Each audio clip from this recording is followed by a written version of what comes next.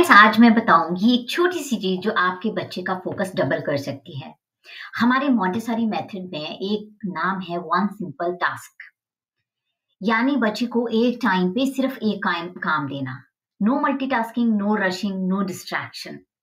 Neuroscience भी यही कहता है कि 0 से 6 ईयर के जो बच्चे होते हैं वो सिंगल चैनल लर्नर होते हैं।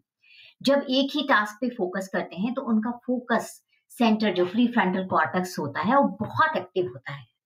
इससे उनकी अटेंशन स्पैन डेवलप होता है।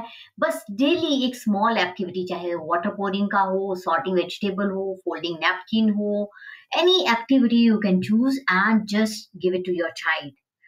एक टास्क जब वो फिनिश करता है then only stimulate him to get the other task. अगर आप चाहते हो कि आप इस तरह की एक्टिविटीज सीखें more and more, then write down focus in the comment box. Subscribe my channel for more.